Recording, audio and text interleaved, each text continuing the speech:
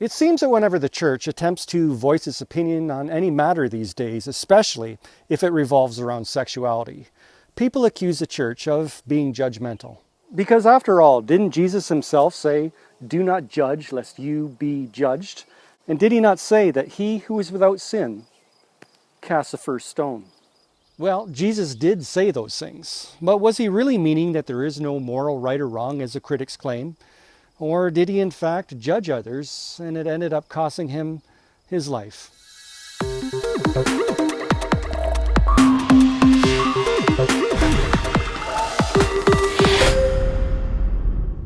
Now, the popular narrative of Jesus these days is that he was all about peace, love, and understanding, that Jesus allegedly never judged anyone.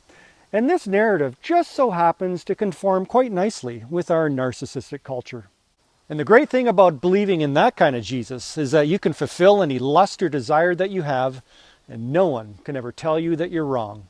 But the Gospels present quite a different image. Though yes, he was a friend of sinners and regularly socialized with the social outcasts of his day, nevertheless, he clearly never approved of their behavior. After saying he who is without sin cast the first stone, he then turned to the adulterous woman herself and said, "Go and sin no more." He certainly didn't approve of her behavior. So what was Jesus really meaning when he said, "Do not judge, lest you be judged"? Well, when you read it in context, he was clearly speaking of those who saw themselves as morally superior to everyone else. Sociologists tell us today, well, what Jesus knew way back then, that we humans have this tendency to overrate our own moral goodness. We have this innate desire to put others down in order for us to feel better about ourselves. And the Jewish audience listening to this teaching of Christ would have begun to feel very, very uncomfortable. You see, in Christ's day, the Jewish people smugly saw themselves as morally superior to all other races. They were God's chosen people. They were the keepers of his divine laws. He had them build and maintain his only temple. But they especially saw themselves as morally superior to the dreaded Romans who had ruled Israel for almost a century. The Romans were idol worshippers and believed in many gods, whilst the Jews only believed in one God, and idol worship was strictly forbidden. And the Romans were really fond of their sex. Monogamy? Forget that. That was considered unmanly.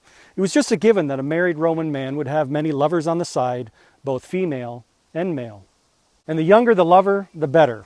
In fact, in Roman society, a man who didn't fancy having sex with little boys was considered somewhat of an oddball.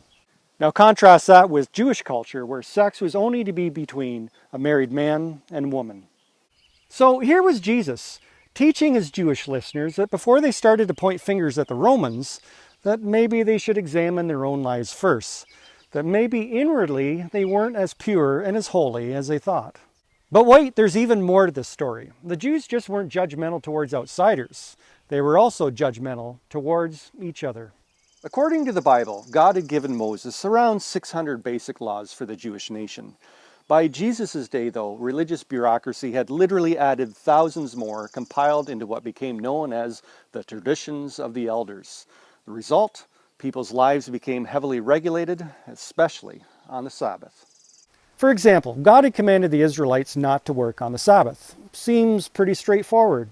But over time, religious bureaucrats got to thinking, what should be determined as work? Should walking more than a mile be considered work? If so, then there needs to be a law banning it. And what about spitting in the dirt? That would create mud and would therefore be work and a violation of the Sabbath. We need to ban spitting. And there were countless other zany laws that you would swear had come straight out of a Monty Python movie. Now, for those of us in the modern secular world, we may be inclined to scoff at those silly ancient Jews. But before casting stones at their culture, maybe we should take a careful look at ourselves. Just because we're secular doesn't mean that we can't fall victim to the very same things. Growing up, my generation had the freedom to say just about anything. And within reason, as long as you weren't doing anything illegal, what you did in your private life was no one else's business. But then things slowly began to change. In the early 90s, we started to hear about something called political correctness. No one seemed to really know what it was, but we were assured it was all for the best. It promoted diversity, tolerance, and would make us all less judgmental towards one another. Things became divided between what was politically correct and what was not. And what you said was extremely important because it might offend someone else. In fact, it might even fall under a new category called hate speech. And so here we are today. Political correctness has become the golden standard by which every thought, word, and tweet is now judged, being no different than all the repressive laws that imprisoned the ancient Israelites. I think that Jesus could teach your culture a thing or two about not judging others. So, is God against sex? That will be the topic of next month's video. And if you've enjoyed the video that you've just watched, please give it a thumbs up, click on the share button, and if you feel as though I've earned your subscription, please also click on the subscribe button. Thanks again, and keep searching. And the great thing about that kind of Jesus is that you can fulfill any lust or desire that you have, and no one can ever tell you that you're wrong. People became more focused cats fighting. The church of being judgmental.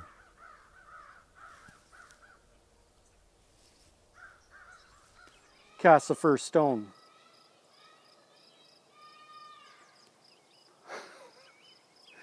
Not quite an animal, but